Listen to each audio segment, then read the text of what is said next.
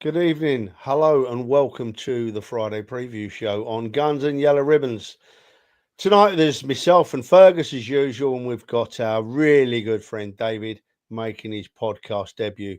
We'll talk about the games over the weekend. We'll talk about the final home game for the Arsenal. We'll talk about the release of the new kit. We'll probably fall back and talk about Paris and probably other things that we don't even know we're going to talk about yet. Enjoy the show.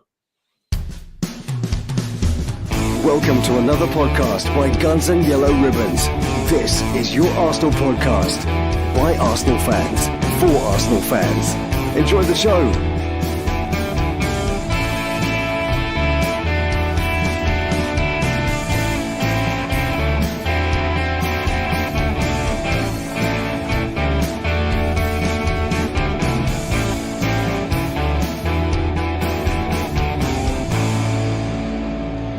Trevor, good evening. This is our penultimate show of doing this preview thing. Looking forward to it. And we got David. David, welcome. Thank you. I'm so happy to be here. David, what did I tell you? He took over even earlier than normal. He's already started. He's already started. Yeah, welcome, David. Ferg, I'll put up with you for the next hour, I suppose. How's it been today, Dave? You all right, mate? Yeah, it's been good. It's been nice. I'm just pleased that it's Friday. Tell me about it, mate. Tell me about it. Ferg, I'm not going to ask you if you're pleased it's Friday because you don't do much on any day of the week. But how are you, mate? All right. Don't make that too public, will you, please? I'm not going to say why, but I must say publicly that I'm really pleased your missus is all right, mate, this week. I know she's not been too good. But, yeah, all the very best to her. Health-wise, she's fine. She had a prank in her car, so metal and stuff can get fixed. So that's the most important thing. As long as she's safe and everybody involved was safe, that's fine. But yeah, she will thank you for that publicly when she sees you, Trev. So you brought up the topic. I'm sure she will. No, she's so much nicer than you anyway, so she probably will thank me. Yeah, David. I don't know about you, mate, but I'm still getting over Paris. I can't get it out of my head. We were so close, mate, weren't we? Oh, we were so close. Are we talking so close in terms of the result or so close to the pitch?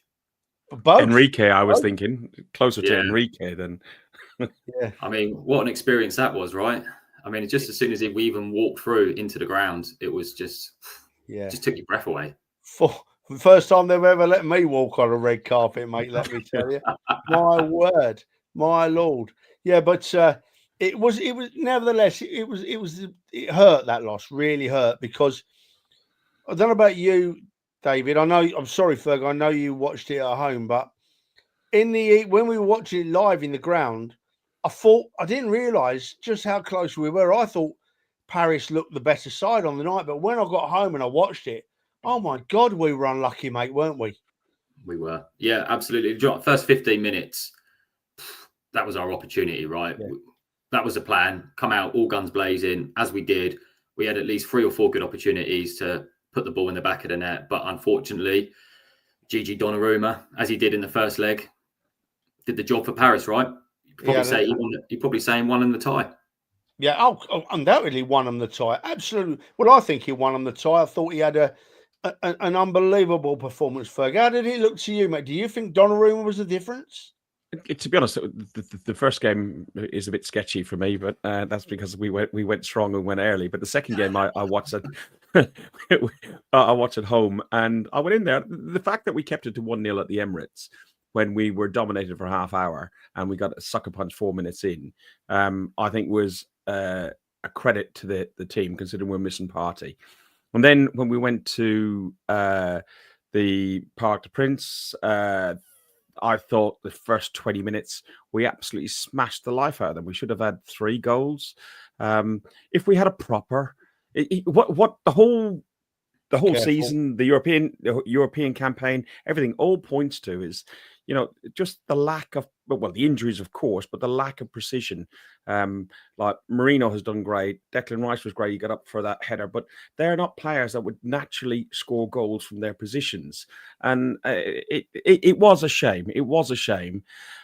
If we'd progressed past them, could we go past Inter? I think it would have been a really, really, really tough I'll tell you what, tough game. mate, you're going too far there. I don't even want to think about that, mate, in all fairness. Look, I've got to intrude. Can I just intrude on what Ferg was just saying? Football's a game of fine margins, right? I mean, you go back to the Real Madrid game. How many times does Declan Rice score those type of free kicks? And that was a difference, right, in the first leg, which put us in place for the second leg. And it's exactly the same. How many times would Dembele hit a ball, scuffs in off the post, you go 1-0 up? It happens, right? And it's fine margins. It's literally fine margins. The first goal they scored in Paris, what a goal by Ruiz, right? The way he takes that away from Martinelli and puts that in the back of the net. Next time, he probably puts it into Rose Ed. That's the difference. Fine margins. Absolutely. And do you know what? Absolutely, David. And the further you progress in the competition, obviously, the finer the margins are, because you've just got quality all over the field, in every side. So yeah, it's thank you, boys. You've depressed me again now. So I think it's your fault. You brought up the topic. I know I did. I can't get it out of my head. Let's talk about a few of these games. Right? We'll probably go for about half of this weekend's games. Then we'll have a quick look at the Newcastle game and what our expectations are, and then we'll finish off on the Arsenal game and talk about how many we're going to put past Newcastle, because by God, we owe Newcastle a beating, don't we? Hey, so let's get the dregs out of the way first, right? Villa v Tottenham. For me, Villa are by far a superior side to Tottenham. Tottenham are one place above the relegation zone. They're so lucky that there's been 3 really poor sides in the league this year. I can't see anything but a Villa win against Spurs. I'll go to you first, David. What do you think, mate? Yeah, no, feelings mutual, my friend. I can't see anything other than Villa putting a few goals past Spurs. We know what Spurs are like defensively. They've probably got their eyes a little bit on Europe as well. They're safe for the season. I can probably imagine they'll rest a couple as well. But yeah, it wouldn't surprise me. Yeah, Danny, I see you put 7-0. Wouldn't surprise me if I put 7 in there as well. Wouldn't that be good? Fergie, they're going to get 7 against Tottenham, mate. I don't think it's going to be that bad. I do think Tottenham, their whole focus, the same as Man United, the whole focus is on trying to get Champions League football. Villa will also be trying to concentrate on securing Champions League football. They're in 6th position at the minute on 63 points, the same as Chelsea. So, they need the win. I do think they get the win. But I don't think it's going to be as big as 7-0s and 5-0s and 3-1s and 4-0s. Some of the local swamp dwellers in my local pub were saying they're going to get done 5 or 6-0. I don't. I think it's going to be 2-0. 2-0 Villa. Really? 2-0. See, I've got 3-0 Villa. Yeah, I think Tottenham will, but as you just rightly said, Ferg, I think Tottenham will be in Europa League final mode now. Postecoglou will be desperate to win a trophy, desperate just to lift his club. But, sorry, go on, Ferg. I think Amorim is a wonderful manager. I think Manchester United are a fantastic team, a European European powerhouse. How did we get onto Man United? We were talking about no, because you talked about Europa League. No, I'm talking about Tottenham in the Europa League. I was just thinking what's going through my brain. I just want Tottenham to lose that bloody game. Unbelievable. So anyway, all 3 going for a Villa win, which is what we would expect from 3 big Arsenal fans giving the predictions, in fairness. So now, Fergus, we move on to the other Europa League finalists. Manchester United away at Chelsea, right? Surely Chelsea. I think Chelsea are going to be too good for Man United at home. As you were just going to say, Ferg, Man United, Amorim, they're going to be in Europa League. Now, Ferg, talk about Manchester United in the Europa League, mate. I will talk about Man United in the Europa League. I was trying to talk about Tottenham as well, just their opponents. I was trying to say that Man United are, a well-respected team within Europe. So I will be totally behind Man United on Wednesday, the 21st of May, and wanting them to have another European trophy in their cabinet, because my brothers are Man United fans, and because of brotherly love, nothing to do with hating Tottenham, do I want them to win the Europa League. With regards to this game, Chelsea are average. Chelsea aren't great, but I do think that Chelsea and Man United will have their eye and totally on the Europa League. I've got a narrow victory. I've got a narrow victory as a 1-0 to Man United. You know, it's the second. Sorry, to Chelsea. Sorry. Oh my Lord. I'm trying to write it down here. So you've gone for a narrow win to Chelsea, right? Yeah. I'm going to just get my scoring before we go to Dave. I've gone for a bigger win for Chelsea. I think Chelsea are going to score 3. Who are you gone for, Dave? No, look, I echo exactly the same comments as you guys. I've gone for a narrow Chelsea win, 2-1 on this one. I think it'll be a little bit tighter than the 3-0 that you've put out there, but I can only see Chelsea getting the win here. Trev, 1 second. Have a look at David there. It's very Gary Neville-esque when he's on telly, isn't he? Gary Neville. We've already got the other one, haven't we? We've already got. We got Jamie O'Hara, and then we got David. I've never heard that me, mate. I think you look like David to me. You're out of order, Fergus. You're bang out of order there. You are. You really are. Trev, it's fine. It's fine, mate. It's all right. I'll remember those comments. Yeah, fine. It's fine. It's okay. It's all right. Right. So we've all gone with Chelsea. So we've all gone for the 2 Europa League finalists to get beat, which is what they've been doing most of the season, really, getting beat, the pair of them, isn't it? You know? So, yeah, I mean, I might paint something and watch it dry while that Europa League finals on, because I reckon I'll have more fun. But moving on then, Everton v Southampton. Now, David, I don't know if you know, I've got a bit of a soft spot for Everton, the blue side of Liverpool. I don't mind them at all. And I'm over the moon to find out this week that Goodison Park isn't being pulled down anymore. It's going to be the home of Everton ladies. That's brilliant. Oh, brilliant for all the pubs and businesses around Goodison. You know, they've kept the stadium that size that they're not going to fill. Yeah. Does that not surprise you at all? I mean, if you think about the running costs to keep it going. Yeah. And I've heard it's even having some attendance for an Everton women's game, right? But what is the capacity of Goodison Park? 35,000, 40,000. And they're doing improvements. This close season, they're doing improvements on it. But good luck to them. Good luck to them. I'm just over the moon that Goodison Park isn't going to disappear off the face of the earth, because I think it's a lovely old ground, and I'm glad I like going there. And I've gone for Everton to beat Southampton 2-0, right? Because I think Everton are a better side of Southampton. That's simple. And the atmosphere will be off the scale at Goodison Park. Last home game, there'll be tears, there'll be tantrums, there'll be celebrations. There'll be all sorts of emotions running around that Everton ground. And I really hope they get the win to close it down with. I've gone Everton 2, Southampton 0. Who do we go to? Go on, Dave. Take it up. Yeah, I went exactly the same. I went 2-0, but it wouldn't surprise me if Everton put a few more past them. I think Everton have been absolutely brilliant since David Moyes has come in. It's been a bit of a revelation for them defensively they were sound anyway, weren't they, under Dyche? They were quite well built, but I mean, he's got them playing some better football going forward, that's for sure. And we know what Southampton are like. They're just going to leak goals. So it wouldn't surprise me if it goes beyond 2-0. But yeah, I went 2 as well, mate. Yeah. Ferg, follow that up. Come on. I think there's two factors. Southampton have got over that 11-point Derby County worst Premier League. They've got that. They've got the 12 points. They're probably on the beach and relaxing a little bit now. I think the atmosphere in Goodison on the best of days is really, really loud. It's really, really fantastic. But I think the emotion that will be flying around Goodison Park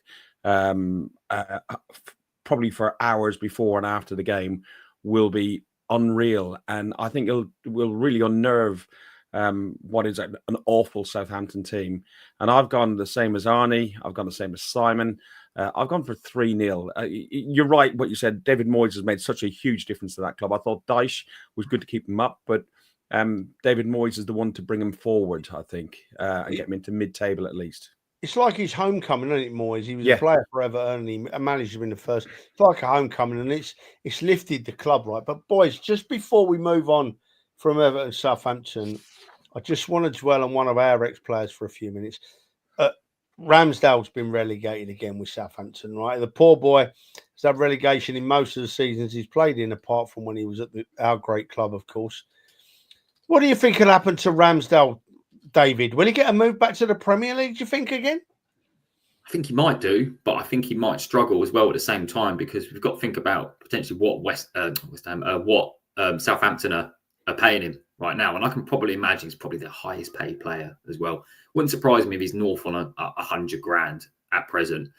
So you've got to take that into consideration. I can't imagine it would be difficult in terms of the fee, getting him out of the football club. And I probably reckon that there's maybe an agreement already in place between the player and the club that was maybe done last year or something when he signed that said, look, you know what, if we get relegated, we're not going to stand in your way from leaving. So there's many factors that you've got to take into consideration with regards to that.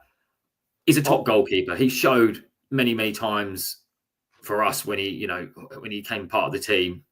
So, yeah, I'd like to think he would work his way back into the Premier League for sure come the end of the season. There'll be someone looking for a goalkeeper, and he's a good goalkeeper. Yeah, I absolutely agree. And I hope he gets a good side. Ferg, there's even been whispers, not amongst the people that know, but amongst the fans and that.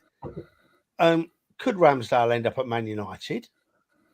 He was linked to Man United beforehand. I listen, we've met his mum and his dad and other family members away games or around the country in Europe when he was playing for us, and I had the pleasure of meeting Nick and his mum Carol, I think, or Caroline, after Arsenal played Southampton when Aaron came back, and I was hoping to get him to sign that, but things haven't happened. But you are right. His mum said to me, that Southampton broke the bank to get him. And they spent a lot of money. And Aaron only went there because Arsenal were willing to keep him or send him out.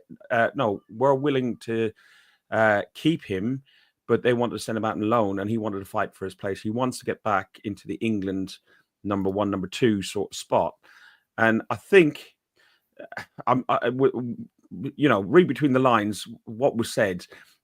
There is an agreement, a gentleman's agreement, that he will be allowed to move on should they get relegated. Where he goes, like somebody, Simon's put it in here. Ferg, should we block Simon Lester? Yeah, I know. I think we should do, really. Comment like that. He's got enough to see us next week. Simon, I love you, son, but you're on a fine line there, Simon. You're on a proper fine line. Could you imagine? Could you imagine Aaron standing at the south stand in a game and he misses a penalty or something like that? He'll have to go back, get kicked again, or go and drag somebody out of the stands like he did when he was there for us. Listen, it is a question, though. Where would he end up if he's in the Premier League as a number 1 keeper? Would it be one of the promoted promoted teams? Would it be a number 2 at somewhere? I know you said Man United, but would he go to another promoted club and probably go through what he's been up against this season? The only thing that crosses my mind is that Leeds United haven't been happy with Melier lately. They've been dropping him, and Aaron's from that neck of the woods, so I think he's Sheffield more than Leeds. So that came to mind. But anyway, at the end of the day, yeah, Danny's right. Maybe Newcastle. At the end of the day, I just honestly hope that Aaron Ramsdale comes up, finds a club that's not going to be at a risk of relegation in the Premier League, has a great season, but loses to Arsenal twice, right? So good luck, Aaron. All the best, mate. Right, where are we? West Ham v Forest. West Ham ain't got a lot to play for, have they, now, apart from pride? Forest, desperate to get points to keep them in the running for Europe. With going on the form, for me, I can't see it. I can't see anything but a draw here. I've been looking at this game all day, and I struggle to get excited about it, and I struggle to see past the draw. Ferg, you're first this time, mate. Your second favourite club, West Ham v Forest. Go. Well, West Ham, you say they've got nothing to play for. They've got bragging rights, and the huge bragging rights around this area is finishing above Spurs and Man United. Like, finishing above Spurs for them, they rarely finish above Spurs. So that would be fantastic. And a win for them would more or less guarantee it, because, as we said, we expect Tottenham to lose tonight. But Forest, if they stand any chance of looking at Champions League football, which I think is probably a bit of a long shot now, need a win as well. I think it's going to be a good game. I think it's probably going to end up with a Forest victory, 2-1 really? Forest. Forest to win 2. I'm surprised you said that, Ferg. I'm surprised you said that. You see, and West Ham, if that's all you've got to play for is bragging rights over who finishes 16th over 17th, you know, you're struggling. But, David, I say it every week nearly, I do have lots of sympathy for West Ham fans in the fact that they have to watch their football in that London stadium, you know, because it's awful. It's the worst stadium. I nearly said football stadium then, but it's not a football stadium. It's the worst stadium in the country for me to watch football in. It's horrendous. Absolutely. But we had a good time there this season, though, didn't we, mate? You what, mate? We had a good time there this season, didn't we? Yeah, we've had a good time there last couple of seasons, yeah. Absolutely. So who's going to win, Dave? Can Forest win at West Ham and keep their challenge up? I think they can win, but I don't think they will. Like you, I've gone for a draw. I think this will be a 1-1, possibly maybe a 2-2. But the pressure's really hit Forest over these last couple of weeks. We've seen them drop further down the table, and I think they're going to feel the pressure again this weekend. So I just can't see anything more than a draw, mate. The only thing that makes me think about Forest at the moment, Dave, is you wouldn't want to upset that owner too often, would you, eh? You wouldn't want to get wrong side of him. Well, you saw the article, didn't you, in the week that Forest put out regarding that and saying, look, you know, that there wasn't a problem between Nuno and the Greek owner, and it was purely around the forward who got injured. Technically speaking, he's no longer the owner because he's passed it on because he's the Olympiacos owner. He's no longer a director at Forest. Yeah, maybe he's just a technically speaking. What I can say, I've looked at what Forest put out there, and I thought to myself, I can understand a Greek man doing that because I've been very fortunate enough to live amongst Greek people for a while, and they truly are the most passionate sporting people. If they win a basketball game, they're going up and down the street all night firing guns in the air, you know.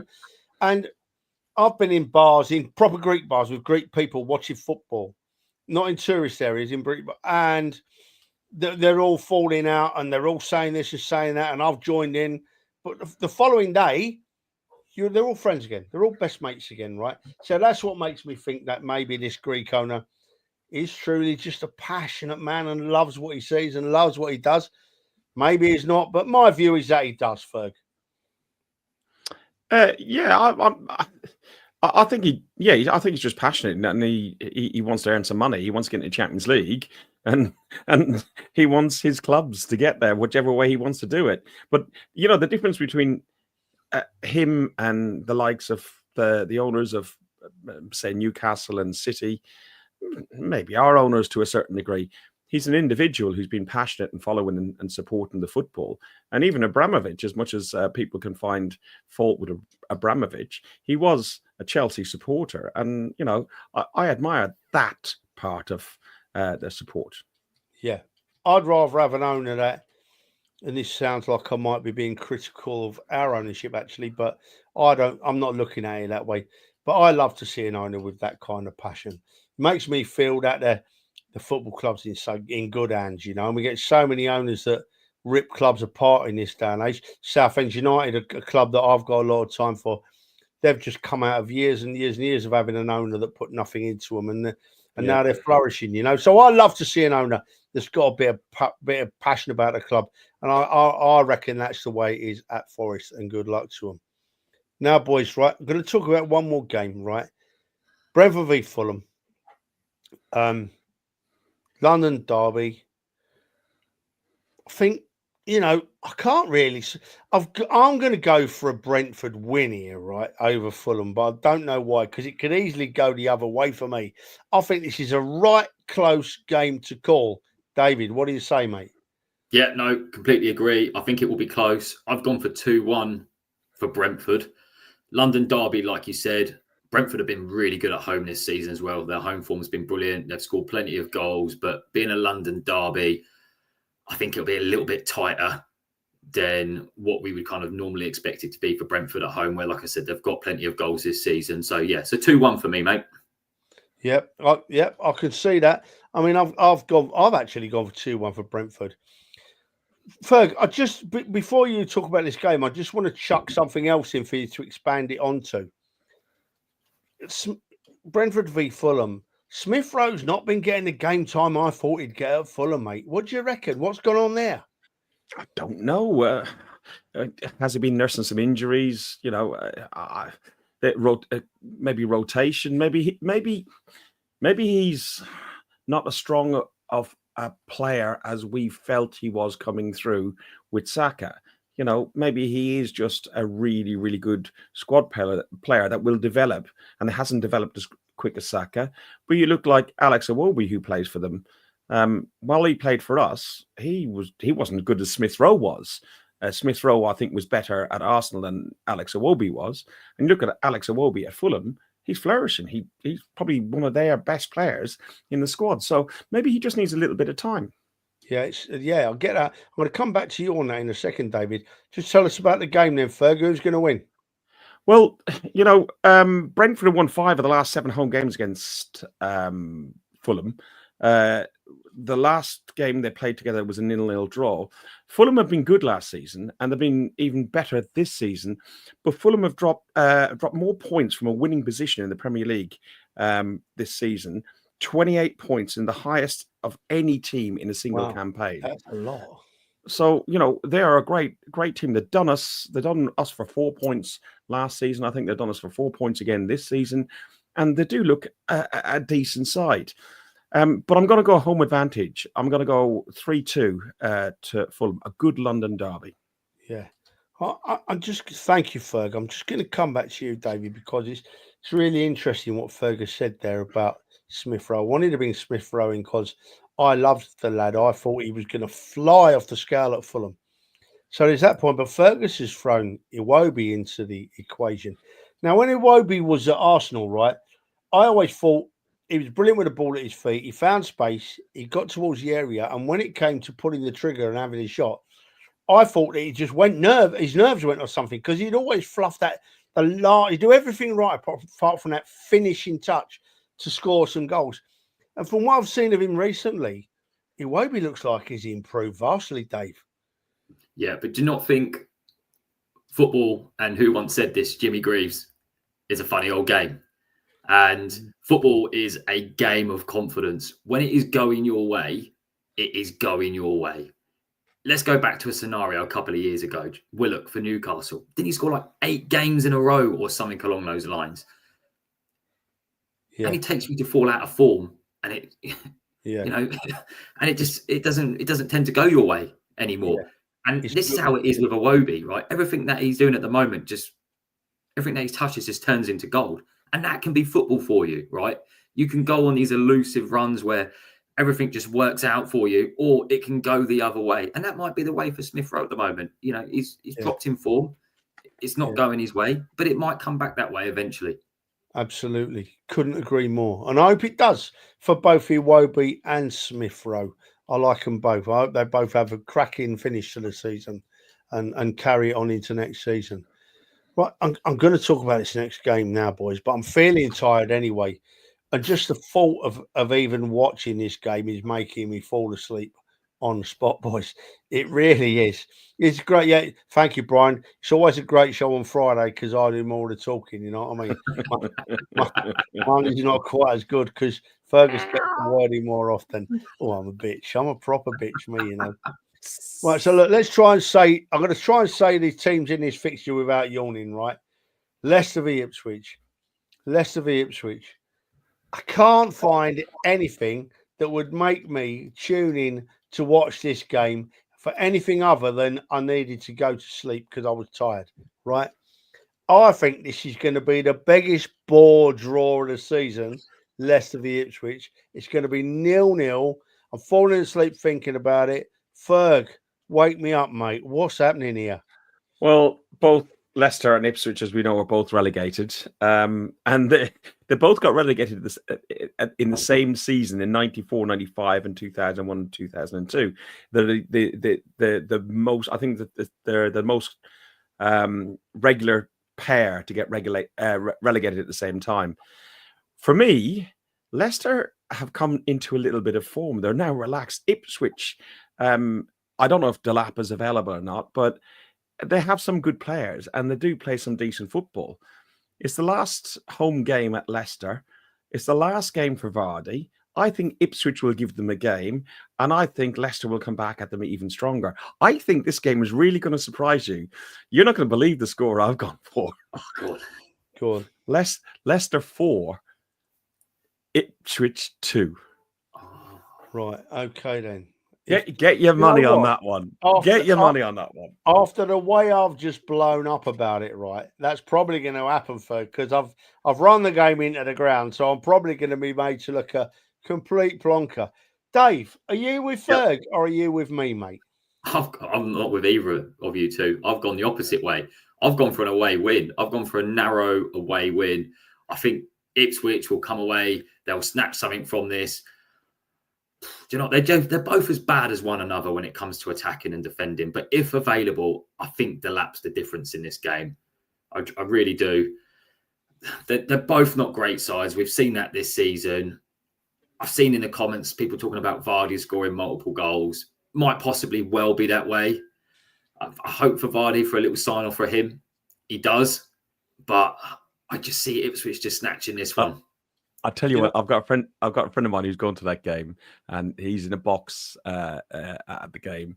They're getting in at 11:30, and there's like some pre-drinks and everything else. But they're leaving the game. There's a minibus taking them to a secret location for Vardy's farewell party. I'd love to be at that party. That would be one hell of a party. I dread to think. It'd be a good party. Yeah. But David, there'd be definitely Bacardi there, wouldn't there? Definitely Bacardi. Sorry, absolutely. I just have to. Sorry, Dave. I just have to wait for Fergus to draw a breath so I can get a word in. You know what I mean? Sometimes I think he's going to pass out through lack of oxygen in a minute because I don't know how he does it. But do you know what? I do love him really, though. I love you, Ferg. You know that. I've got a name written down here, which I wanted to expand on this game on. In that, I think that Delap chap at Ipswich just looks a very fine player this season, and he's only quite young, isn't he? Will they hang on to him till next season, Dave? No, he's gone. Do you know what? Even when we went there and we pulled him over the park, he's good. I watched the way he was backing into Saliba, holding the ball up. He's a proper centre forward, proper target man. He's good. He didn't play when we were there, I don't think. It was Hughes that played up top. I'm sure it was him who was up top. No, it was Hughes that was up top. Delap was injured. And Hughes was a decent player as well. He was good. I thought he played, but even so, Delap's a similar type of profile of player. I've got to stop drinking when I go away. It doesn't help, gents. Yeah. Don't ask. Do you remember that? That was the game that was more Guinness Zeros sold at an away pub than it was just after Madrid, and it was Easter Sunday, and the trains were out, so most people were driving or hanging. There's me thinking it was Delap, but same profile player, right? Yeah, big, strong, can hold the ball up well. Would you take him at Arsenal? Would I take him at Arsenal? Stop it. As a number one striker? No, absolutely not. We need a little bit more than that, right? But if you said to me, as a squad player, why not? He's still young. He can still improve. There's an element of the game that can change for him. But we need a bit more than that. And I'm sure you'd both agree with me there. I'd like to see him at Arsenal. I'd love to see him at Arsenal. As you say, whether he's an instant answer to our issues up front, I don't think, but I'd love to see him there anyway. How many goals has he scored this year for Ipswich? I haven't got a clue. Is he double digits, is he not? Is he on around about 11 or something, I reckon? Worth looking at. Because if he is, that's good going, right, for a striker that's been in a struggling side all season. Yeah, definitely. I agree. And do you know what? You're talking about having a beer, and I'm worrying myself now. I am, because we've got a little WhatsApp group, as you boys know, and another friend of ours put a video on of me today sitting. I think I was doing a podcast from somewhere, and I said to our friend, where was this? When was this? I can't remember this. Thinking it would be a year or two ago, you know, and he went 3 weeks ago. Like, oh my god, oh my god, I'm terrible. I'm at an age now where, you know, I'm just forgetting everything, absolutely everything. Hang on one second, just to answer your question, David. Yeah. 35 appearances, 12 goals, 2 assists. Brilliant. And 67 shots. That's good going, right? That's decent for a striker who sitting in a side that's 18th I'm just, in the league. I'm just a bit miffed. He's got an England flag beside his name. Why is that then? Why? Because his dad's Northern Irish. His dad is Irish, Republic of Ireland. Oh, is he Republic of Ireland? I knew he was from that neck of the woods. He's got good taste then, obviously. Yeah, he'll probably come to the Arsenal. I'll line them up. Yeah. Just before we move on just a comment from me, and then we're going to move on to Brighton v Liverpool. After Ipswich are down, and after the way that Ipswich treated Bukayo Saka this season, I hope they get 4 consecutive relegations, and I'm watching them come into play Boston United in the Conference League in 4 seasons' time. I genuinely do, because what they did to Bukayo was totally unwarranted. Totally unwarranted. I'm still angry about it. I'm surprised I can remember it, but I'm still angry about it, you know. Right, boys. Brighton v Liverpool, right? The last one before we talk about the game of the weekend. Brighton v Liverpool. Liverpool down at Brighton. I can't see anything. I think Liverpool are gone. They've shut down now this season. They've done. They're happy. They're having a party every night. They're not gonna turn up here at Brighton.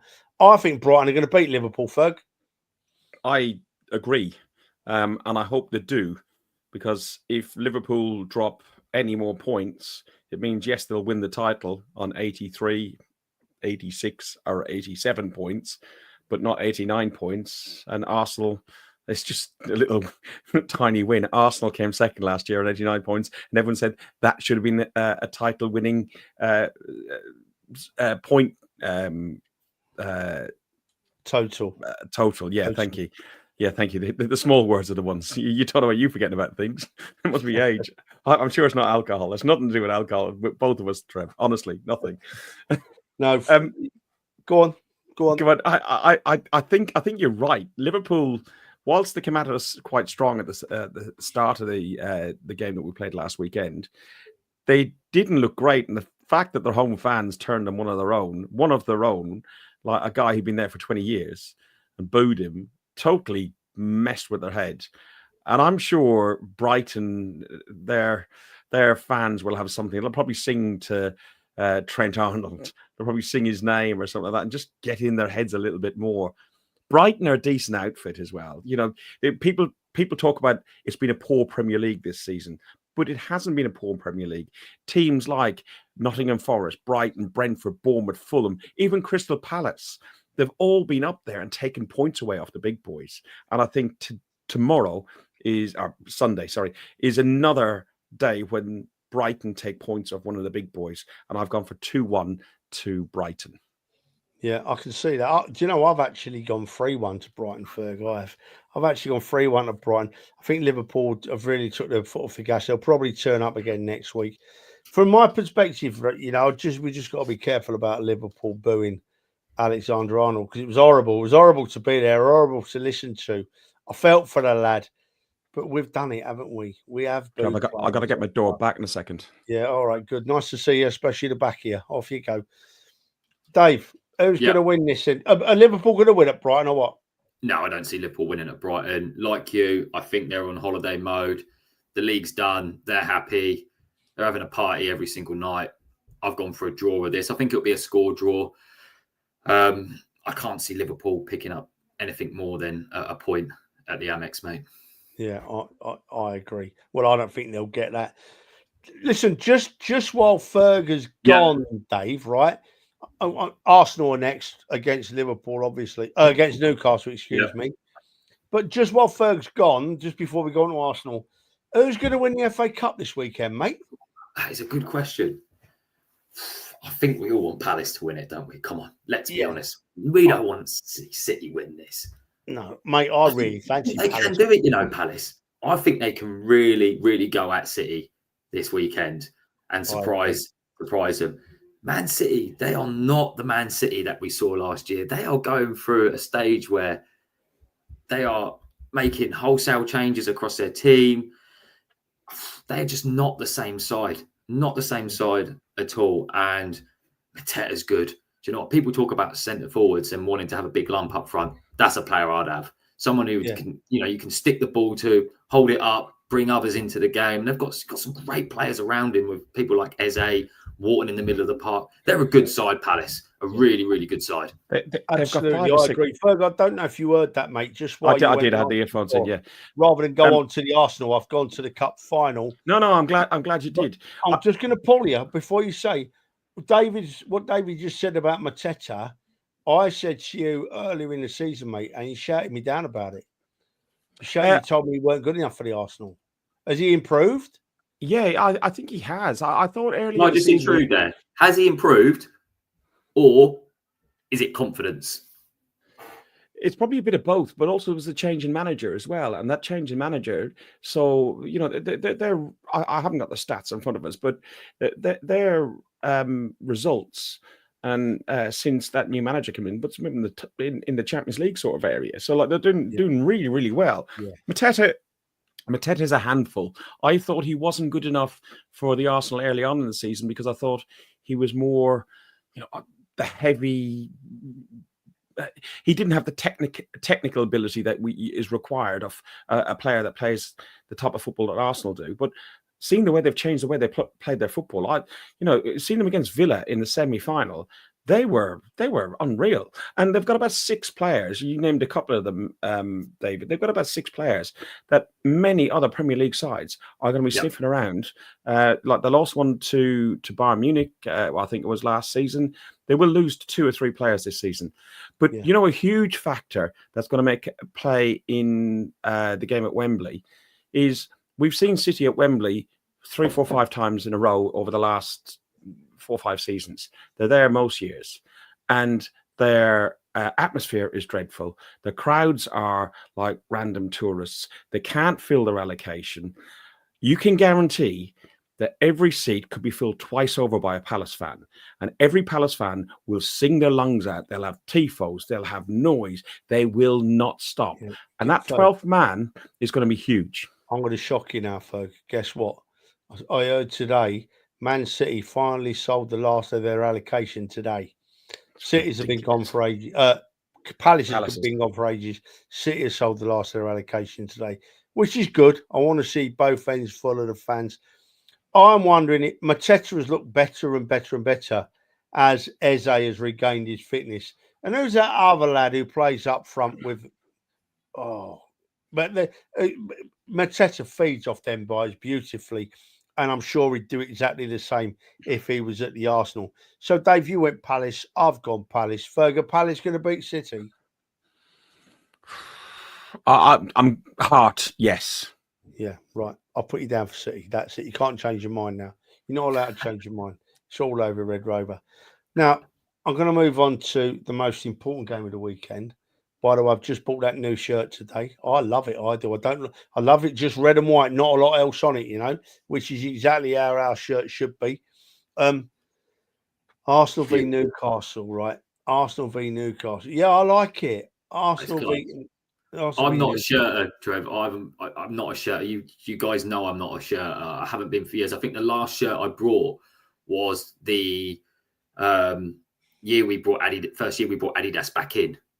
And I haven't brought a shirt since then.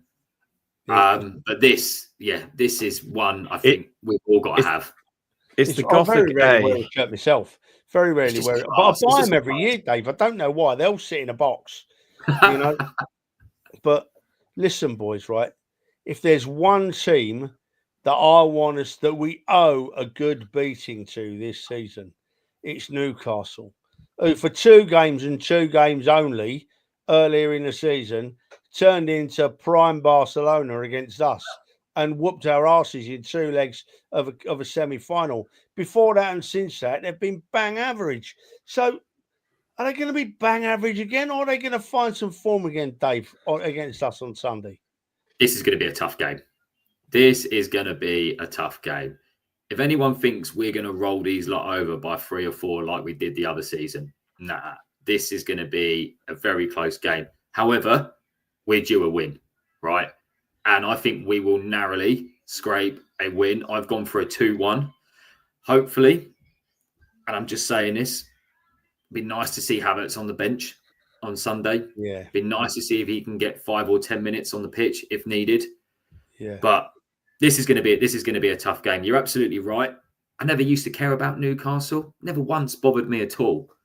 But I hate Newcastle now. I can't stand them. I can't stand their fans. I don't even like going up there anymore. I'm sick of going up there. Every time we go up there, we lose. I'm done with it now. So there's no Newcastle next year away, boys. All right? That's not happening for sure. Do you know what, Dave? You're right. It's going to happen. It's going to happen. It's become a bit of an horrible trip going up to Newcastle. You're right. I used to love going up there. And I still love going up there for the people and the city. I mean, it is good fun going up in the car with Ferg.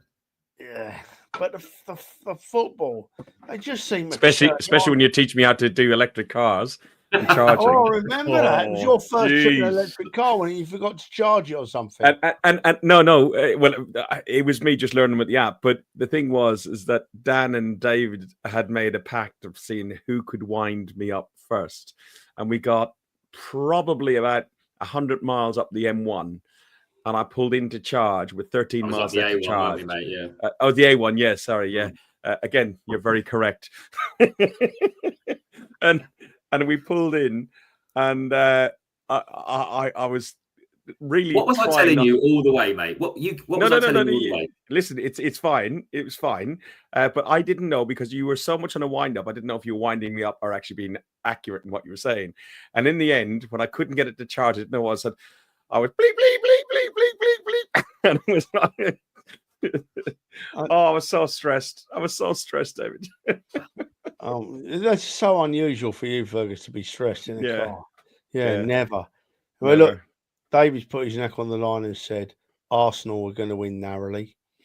I'm going to let my heart rule my head because my head says this is going to be really close, right? And they're going to give us a right game. But I'm going to let my heart rule my head and say we're going to score 3 or 4, leave the stadium after they've all paraded around the pitch, over the moon, singing, dancing, up again. Finally on and up again after Paris because I need a lift. I need loads of goals from my beloved football club, the Arsenal. Ferg, are we going to score loads or is David right, mate? Look, we've only lost one of our last 20 Premier League games at home against Newcastle, winning 17, drawing 2. But Newcastle did do us three times last season, 1-0 in the Premier League and 2-0 on both of the League Cup games. We know. I know, but Newcastle never really bothered me before, especially when they came to London, because they were never any good when they came to London. And the fact that it beat us the last time, and the fact that Eddie Howe seems to be halfway decent, and he seems to have figured us out a little bit. They used every dark art in the world. They were very physical, and we didn't know how to react. We weren't clever enough to react back to them.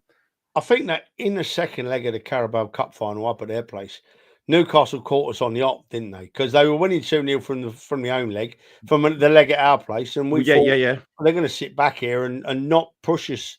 And they came out firing on all cylinders and played us off the park at the start of the game. It was awful to watch. Absolutely, but even in the 2 home games, like I think in the League Cup game, we had 23 shots on goal. And we couldn't score a goal because you had who's the 2 at the back? Is it Dunn or who's the big guy? The big tall guy. Richard Dunn. He's retired, mate. He's long gone. No. The big tall guy for Newcastle. Byrne. That's it. Dan Byrne. Yeah, Dan Byrne was just like a wardrobe, but a wardrobe of steel. You could not get past him. But again, we talk about a game of fine margins, gentlemen, and how many chances did Havertz have in that game? Yeah, he had plenty of chances, right? We could have easily come away winning that game. Yeah, on another day. But exactly, another day. By margins. Yeah, it is indeed. I know it's boring that I say it, but that is football. Yeah. Football at this level is pretty much fine margins. I'm with Trevor Bibbins here. I'm going for 2-1 to the Arsenal. A tight game. And hopefully, as Demsek said, could we see the Havertz cameo? And that's the winning goal. That would be lovely to get him on for 10 minutes and get the winning goal. That would be a bit of justice as well, wouldn't it, David? We could even get a shock, right? We could even get a shock and he could start Havertz and take him off at half time or something like that. But listen, we just spoke about Mateta. I've got this down here. I want to talk about it before we start thinking about getting to the period where we press the button, right?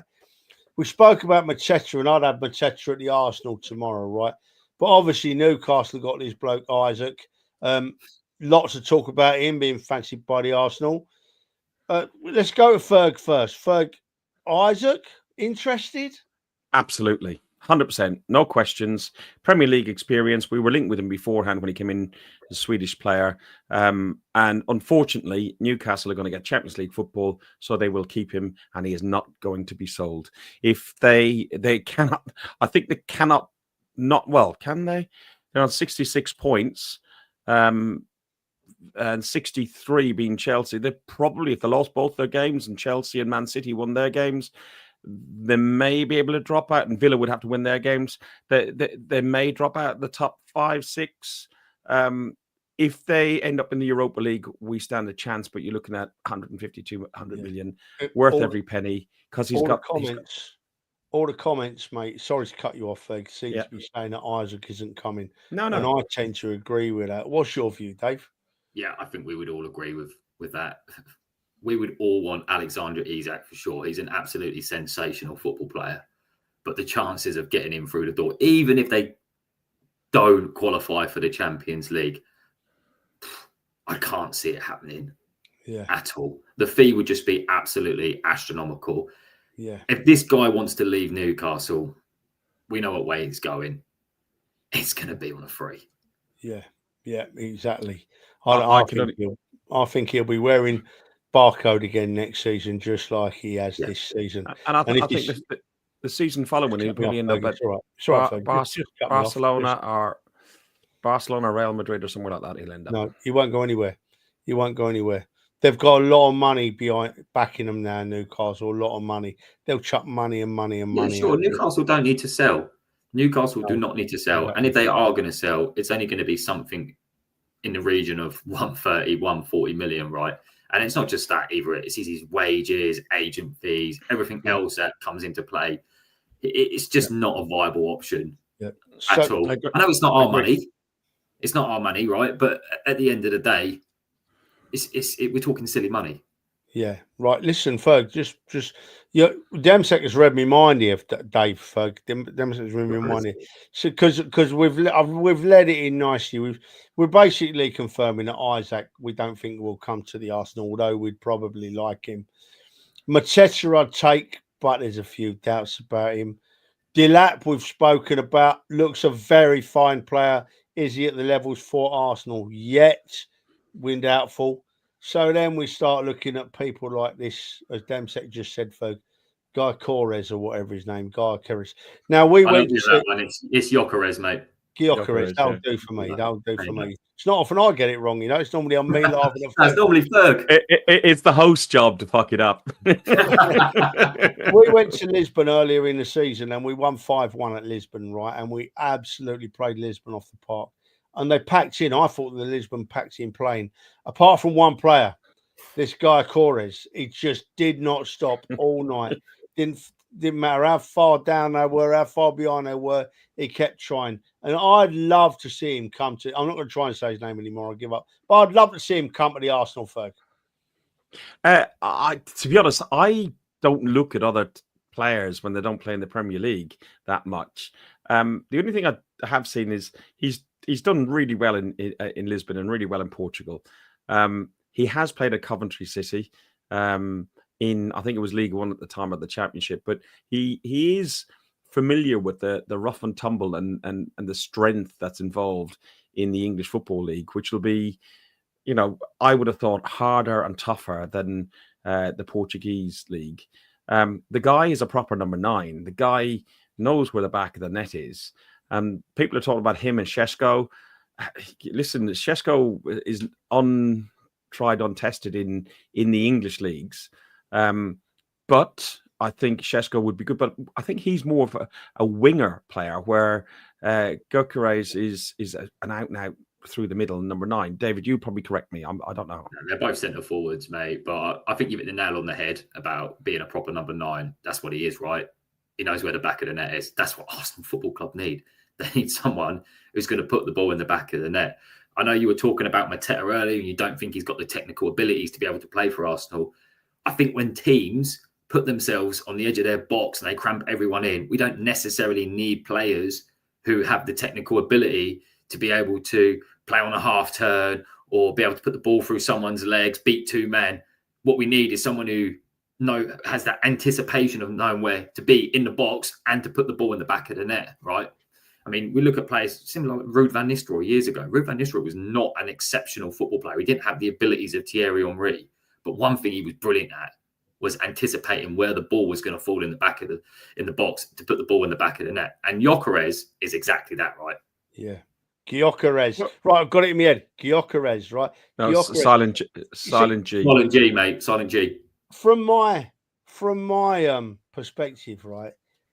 Any striker, we need a striker badly. We know that. We've been on it all season. We don't need to dwell on it. But any striker that does end up coming to the Arsenal is going to be a lucky man. Because from my perspective, looking at what we've got and looking at how we work the ball, if a striker comes and he's got Saka, Martinelli, Odegaard, Rice, Ranieri, Trossard, all feeding him the ball, all capable of putting in blinding through balls into the box, he's got so many avenues to feed off. I think the striker that comes to us is going to be a very, very lucky man, and he's going to have a great season, whoever it may be. Ferg? Trevor, look at what Demsek is here. His concern with Gyökeres, even with the G in there just for you, plays in transition teams, not possession-based teams. Yeah. For me, I don't know. Do either one of you have any comment on that? Doesn't bother me. I don't watch Portuguese football. Dave, go on, Dave. Yeah, I don't watch Portuguese football. I mean, we've all seen him enough in the Champions League, right? And probably in the Champions League, yeah, he probably does play in transition, but I can imagine Lisbon are probably a side that dominate the ball a lot in that league, you know, similar to Benfica and Porto as well. They're one of the top sides, right? So they're probably going to have the ball the majority of the time within that league.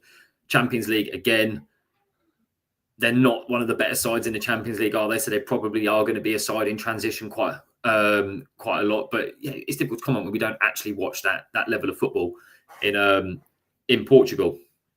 Yeah, I agree. Absolutely agree. And it's exactly, I mean, I'll just diverse here a bit.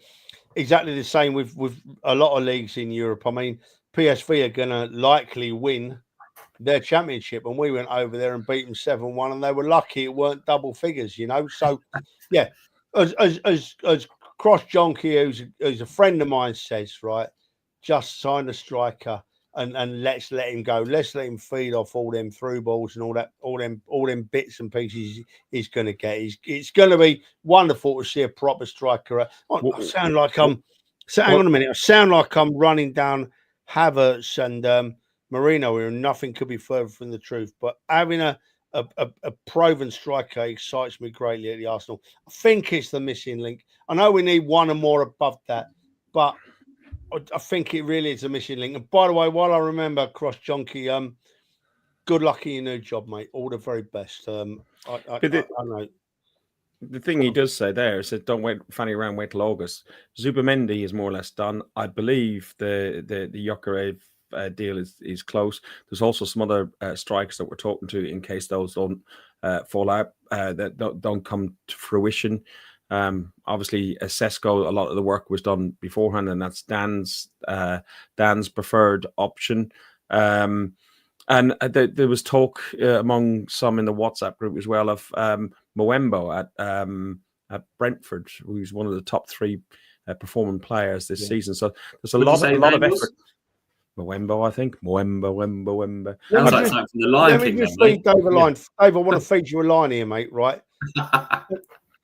From my perspective, if I was a top striker or any top striker in the world, if I had a choice now, I'd be looking at what Arsenal have got and I'd be saying, I want to go and play there. I want to go and be their striker, Dave. Yeah, I mean, absolutely. Look how many chances we create per game. I mean, our XG is decent. Our XG, I know some people don't like XG, but it is facts at the end of the day, right? We have better XG against PSG over two legs. That is a fact. Creating those opportunities is not a problem. It's just having someone to put the ball in the back of the net. I believe we'll only sign one striker. I think that, from my opinion, I believe that's all that we need is just one striker amongst an inside forward, which is what it is with Martinelli out on the left as well. We do need a left winger for sure. Inside forward, left winger, however you want to put it, we absolutely need one of them as well to give competition to Martinelli. I don't think he'll leave this summer. I still think there's quality within Martinelli. We've seen it over the last couple of weeks. He's found a little bit of form. But he definitely needs competition for sure to kick on. Yeah. Listen, Dave, thank you. Ferg, leave that comment up, please, because young Daniel, you've just turned on. So when you listen to the rest of the show and what we've been talking about and the build-up, you'll understand that what you're talking there is a complete and utter load of bullcrap, young man, right? So do your own work before you do your sowing of your seeds, because you're out of order, Daniel. I still love you, but you're out of order. Ferg, listen, Dave, Ferg, I think, Ferg, it's about time you press the button. And then when we're finished with that, Ferg, I'd like to say a few words, thank Dave, and then we'll let you finish off and close it, Ferg. But I really think you need to press the button, mate. I genuinely just trying to find the right one. It's got to be all of us, isn't it?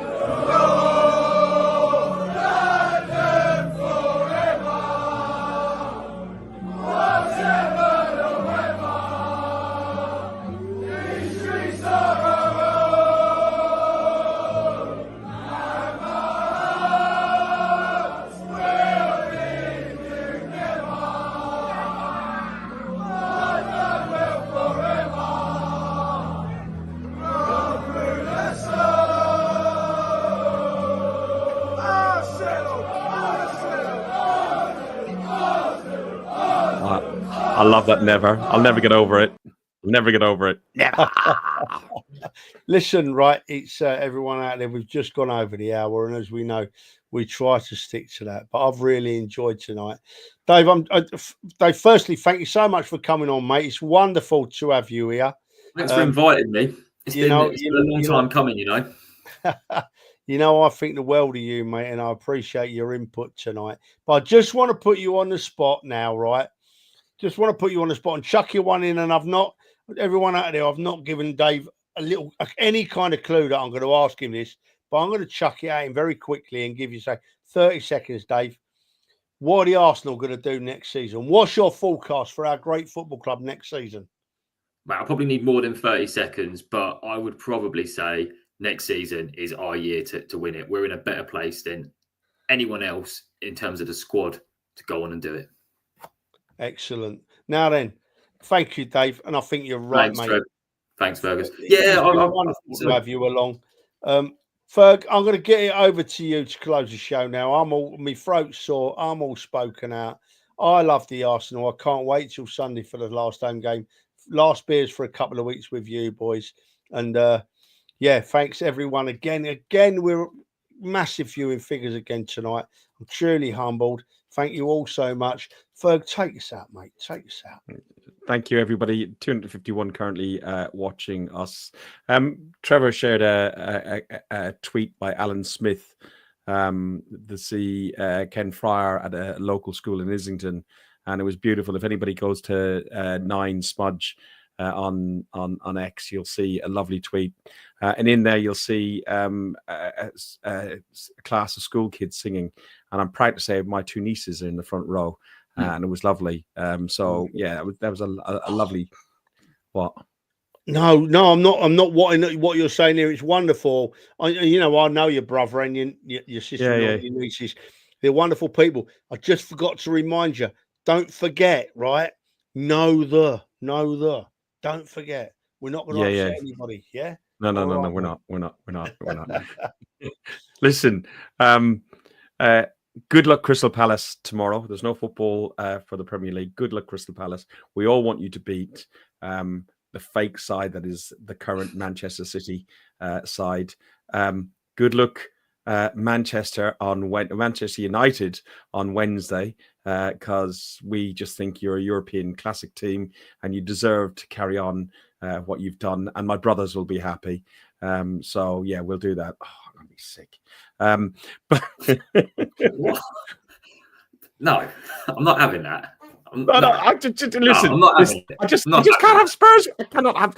Listen, you go to my local pub. You go to my local pub. If Spurs win that, my life's ended. Fergus, none of us want Spurs to win, but your speech, no, hate no, Tottenham. thank you. We hate Tottenham. That's why we don't want them to win. That's it. That's all it is. Nothing about brotherly love and Man United and no. I'm just European heritage. It's a bit of comedy, irony. His brother's beating ironic. Yeah, he was beaten up when he was a kid. Yeah, right, up the Arsenal. Up the Arsenal. Up the Arsenal. Yep. Fuck Spurs. Hey. Thanks for listening to Guns and Yellow Ribbons, an Arsenal podcast by Arsenal fans for Arsenal fans. Follow us on Facebook at Guns and Yellow Ribbons or Twitter at Guns and Ribbons. And remember to rate and review us too. Up the Arsenal.